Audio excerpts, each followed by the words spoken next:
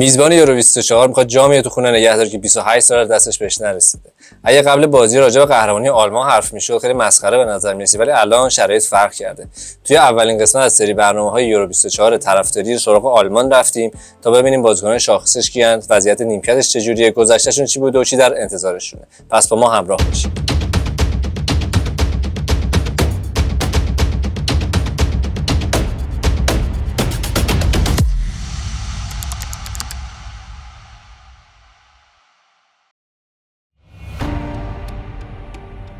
زندگی آلمانی ها طبق دو قاعده اصلی پیش میره: نظم و تلاش. همین باعث شده اونا مردمای تسلیم ناپذیر و سازنده بشن. شکست و ویرانی بعد از 2 جنگ جهانی خونین هم مانع تبدیل شدن اونا به قدرتمندترین اقتصاد اروپا نشد. آلمان توی صنایع خودروسازی، پزشکی و انواع علم و تکنولوژی از غول‌های دنیاست. در گذشته هم مردمان بزرگی از این سرزمین مثل نیچه، هگل، گوته و بتهوون خدمت‌های بزرگی به فرهنگ و هنر کردند. در ورزش و به خصوص فوتبال هم اونها نماد تلاش تا لحظه آخر و کسب موفقیت هستند. حتما جمله معروف آلمانی ها همیشه برمیگردن رو شنیدید، چون اونا بعد از زمین خوردن هم همیشه بلند میشن و دوباره برای موفق شدن میجنگن. این کاریه که ملی پوشای آلمان میخوان تو یورو 2024 انجام بدن تا دوباره مردم کشورشون احساس غرور کنن.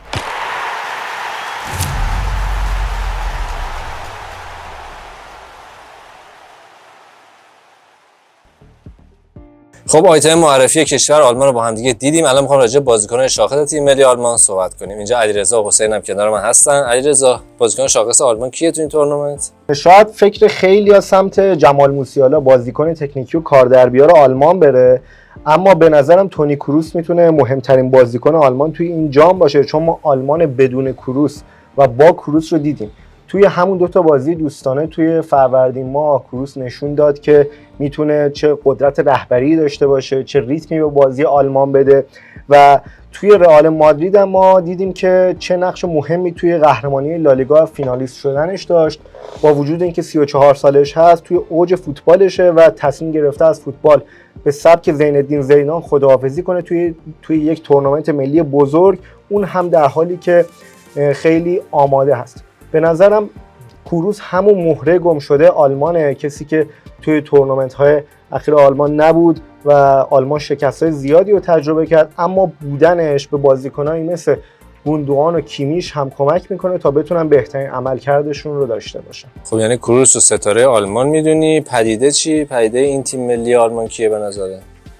ناگلزمان یه سری بازیکن‌ها رو دعوت کرده که اولین حضورشون توی یک تورنمنت بزرگه. یه سری بازیکن جوون و پدیده از اشتوتگارت دعوت کرده. الکساندر پاولویچ، هافبک 20 ساله بایر مونیخ که لئون گورتسکا رو توی بایرن مقاطعی نیمکت نشین کرد و باعث شد که به شکلی غیر مستقیم ناگلزمان گورتسکا رو از تیم ملی هم خط بزنه، یکی از پدیده‌های آلمان هست. این پاولویچ سرب قرار سربستان می‌خواست بازی کنه؟ اصالتا سرب هست. تیم ملی سربستان هم خیلی تلاش کرد که متقاعدش کنه، ولی به هر حال یولیان ناگلزمان متقاعد کرد پاولویچ رو تا برای تیم ملی آلمان بازی کنه. خود بازیکن هم دوست داشت که پیراهن تیم ملی آلمان رو بپوشه. این تیم ملی آلمان هم مثل از سال 2006 به این ور خیلی دورگه زیاد داره. آره دیگه، چندین ساله به هر حال آلمان یک کشور مهاجرپذیر، طبیعیه که بازیکن‌های چند دورگه و حالا به هر حال اونایی که آلمانی اصیل نیستن رو توی ترکیبش داشته باشه.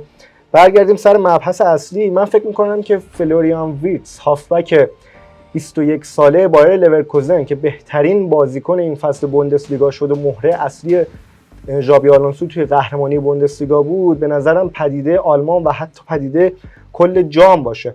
توی این فصل بوندسلیگا 11 گل زد، 12 تا هم پاس گل داد. به هر حال این آمار شوخی نیست. یک بازیکن جوان چنین آماری رو ثبت میکنه، به هر حال میتونه یک پدیده خیلی بزرگ. مسئولیت برگشته، درسته ربات داده بود. این اولین تورنمنت بزرگشه که تجربه میکنه. سال جام جهانی غایب بود به خاطر اینکه قبلش ربات صلیبی کار کرده بود. بازیکنایی که یه بار ربات میدن سخت برمیگردن. ولی خب الان علم پزشکی پیشرفت کرده، خیلی از بازیکنایی که ربات صلیبی پاره میکنن بعد از طی کردن اون دوره آمادگیشون به همون فرم قبلیشون برمیگردن. من فکر میکنم که برای بلند مدت ویتس رو برای جانشینی کروس در نظر دارن، احتمالاً میخوان یک خط عقب‌تر بیارن تا بتونه مرکز زمین رو بیشتر کنترل کنه. مرسی علیرضا. خب حسین، قهرمان غیر منتظره دارن تیم‌ها. قهرمان منتظره دارن به نظرم. کیه؟ ببین تو این تورنمنت‌ها معمولا تیمایی که گلرای خوبی دارن میتونن موفق‌تر باشن، چون حالا مرحله گروهی رو بذاریم کنار که آلمان راحت صعود میکنه، احتمالاً تو مرحله حذفی اگه گلر خوب داشته باشین حداقلش اینه که بازی پنالتی بکشید، بازم اونجا گلرتون میتونه کمک کنه. به نظرم قهرمان آلمان میتونه نویر باشه، حتی اگر تو این بازی آخر سوتی داده باشه جلوی رئال، نه تو بازی آخر لیگشون، ولی به نظرم یه گلر میتونه قهرمانیه که انتظار میره. همین منتظره است که خیلی با تجربه است و روش حساب میکنه. هم غیر منتظره شما. ولی تو از بابت گلر بودن میگی، من نظرم این که نیکلاس فولکروگ مهاجم اصلی تیم ملی آلمان میتونه چراغ خاموش پیش بره و گل‌های مهمی توی این تورنمنت. همین آقای گل این فصل قبل. آره فصل قبل که آقای گل شد، بعد رفت دورتموند، توی نیمه نهایی لیگ قهرمانان هم یه گل مهم به پاریس سن ژرمن زد. در کل مهاجم با ثبات و با کیفیتی. جام جهانی قبلی هم یه گل مهم زد. آره تو جام جهانی قبلی خوب بود، با وجود اینکه حالا دیر مطرح شده، سنش هم یه کم بالاست، ولی تو اردوهای اخیر منظم بوده، بازیکنی که انگیزه داره. توی سال‌های اخیر ما دیده بودیم که کارشناسای فوتبال آلمان از ساختار آکادمی‌هاشون بابت اینکه نمیتونن یه مهاجم نوک خوب تولید کنن تا جانشین کلوزه بشه گلایه داشتن، ولی به هر حال به نظرم فولکروگ حداقل توی این تورنمنت میتونه خیال آلمان رو بابت گلزنی راحت کنه. مرسی علیرضا. خب بریم با هم یه آیتم دیگه که بچه‌ها آماده کردن ببینیم، برمیگردیم میخوام راجع به نیمکت مربیگری آلمان صحبت کنیم.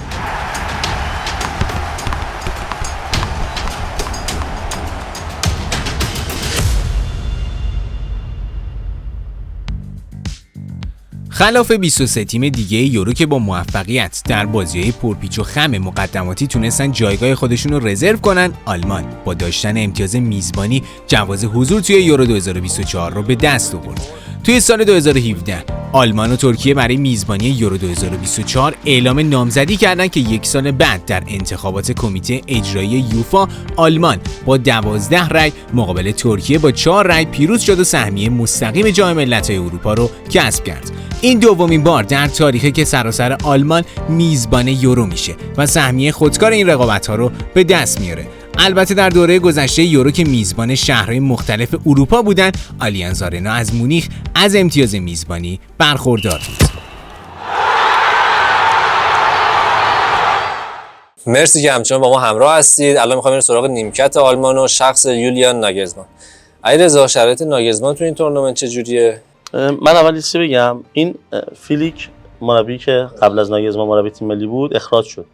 این اولین مربی اخراجی تاریخ فوتبال آلمانه. یعنی یه از این ضرب مسئله هستش که میگن آلمانی‌ها تو هر 100 سال 5 تا مربی بیشتر عوض یعنی همشون استعفا دادن. البته که استعفا پایان قرارداد. البته که این رقمش خیلی دقیق نیست، ولی در کل خیلی کم آلمان مربی عوض این می‌کنه. اولین اخراجشونه. دلیل اخراج هانسی فیلیک به نظر من این بود که یه سری ایده‌های افراطی توی اجرای پرسینگ و ایده‌های تهاجمیش داشت که بازیکنایی که به صورت رندوم دور هم 2 هفته جمع میشن و شناخت کاملی از هم ندارن، قرار 2 تا بازی کنن، پیاده سازی اینجور ایده ها سخته. این به نظرم دلیل اصلی اخراج هانسی فیلیک بود. الان جاش یولیان ناگلزمان اومده که به مرور تغییرات مثبتی رو اعمال کرد. تو اون اوایل خیلی امیدوار کننده نتیجه نگرفت، اما الان هم از نظر نتیجه گیری هم فرم بازی تیم به نظرم ناگلزمان تونسته آلمان رو به خوبی متحول بکنه. ناگلزمان جوان‌ترین مربی یوروه؟ آره، با فقط 36 فکر کنم سال سن جوان‌ترین مربی این یورو هست. نویر 35 سالشه. نه، نویر 38 سالشه. 38 سالشه. نویر بزرگتره. نویر ازش بزرگتره. به نظرم ازش نه، البته این تو بایر مونیخ هم اینو تجربه حسین تو ببخشید توی فوتبال ایران هم داشتیم همچین تشبیهی که مربی کوچیک‌تر از بازیکن باشه. فکر نکنم. حالا یادتون تو چیزی ادامه برنامه بدونم. بهمون بگو. خب آقای رضا به نظرم ناگلزمان احتمالاً بهترین مربی این جامه، چون از نظر فنی در کنار یه سرمربی مثل لوچانو اسپالتی سطح خیلی بالایی داره و توی بایر مونیخ هم کار کرده. بایر مونیخ تیمی که کنترل کردن رختکنش کار راحتی نیست، تجربه کار توی اونجا رو داره. و یه چیز دیگر رو هم من بگم، مربیای ملی معمولا وقتی سراغ این شغل میرن که از نظر فنی توی فوتبال باشگاهی جواب نمیدن یا این که به هر حال به سن بازنشستگی نزدیک میشن و ترجیح میدن که یک کار کم فشار رو انجام بدن. ناگلزمان به خاطر اون حس وطن پرستیش که آلمان بهش نیاز داشت این شغل رو قبول کرده و به خاطر اینکه خوب هم نتیجه گرفته و بازخورد کارش خوب بوده حاضر شده که تا جام جهانی هم تیم ملی آلمان رو هدایت کنه. من فکر میکنم به هر حال خب من هم میگفتن قبول میشم، شما قبول نمی‌کنید؟ نه آخر تیم ملی آلمان الان شرایط سختی داره و هر مربی خودش مربی ولی میدونه. کم این کارو تیم کرد کم روی کارنامه‌اش و روی کریر طرف تاثیر میذاره. سیدی ناگزمان کم که جوونه این ریسکو کرد، روی کارنامه‌اش ریسک کرد و حالا اگه بارسلونا نبود ممکن بود یه مدت بیشتری بیکار بشینه. به نظر من ناگلزمان کسیه که با وجود اینکه آلمان پرستاره ترین تیم جام نیست اما میتونن با داشتنش امیدوار باشن که کارهای مهمی توی این تورنمنت بکنن. مرسی. خب الان وقتشه که با هم یه آیتم راجع به عملکرد آلمان تو ادوار مختلف یورو داشته باشیم. این آیتم رو ببینیم، برمیگردیم با هم بحث رو تمامش می‌کنیم.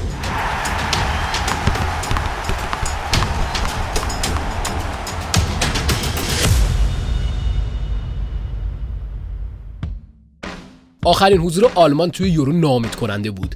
باخت 2-0 به انگلیس در یک هشتم نهایی چیزی نیست که پر افتخارترین تیم تاریخ یورو رو راضی کنه. اکثر رکوردهای مثبت تاریخ یورو متعلق به آلمانی هاست. بیشترین حضور با 14 دوره، بیشترین حضور در نیمه نهایی با 9 دوره، بیشترین حضور توی فینال با 6 دوره و بیشترین قهرمانی به طور مشترک با اسپانیا توی 3 دوره نشون میده اونا چقدر توی این تورنمنت موفق بودن. آلمان غربی برای اولین بار در سال 1972 و بعد در سال 1980 قهرمان یورو شد.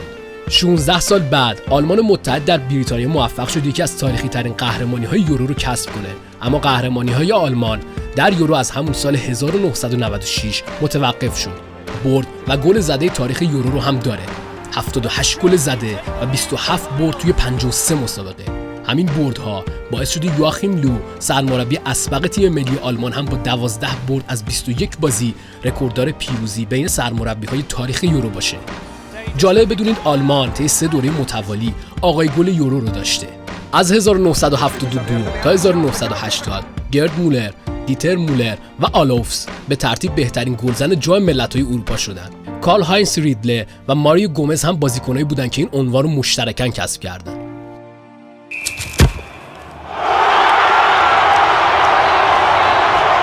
خب ممنون که با ما همچنان همراه هستین. یادتون نره که کانال طرفداری پلاس رو سابسکرایب کنید، فالو کنید، کامنت بذارید، لایک کنید، اون زنگوله رو هم بزنید تا از آخرین ویدیوهای ما با خبر باشید. شما هم نظرتون رو راجع به تیم ملی آلمان تو یورو 24 حتما با ما در میون بذارید. الان می‌خوایم راجع به تیم ملی آلمان تو یورو 24 و سرنوشتش یه پیش بینی با هم داشته باشیم. از حسین شروع می‌کنیم. حسین تو بزرگتری نظرت چیه راجع به آلمان؟ خیلی نظرم اینه که چون بزرگترم گفتی خیلی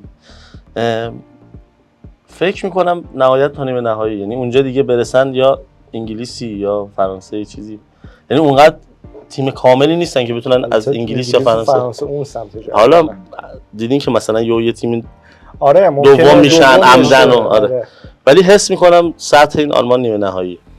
علیرضا تو چی؟ من تقریبا موافقم. آلمان توی گروهی با مجارستان و سوئیس و اسکاتلند هم گروهه. به نظرم برای اول شدن کار خیلی سختی نداره.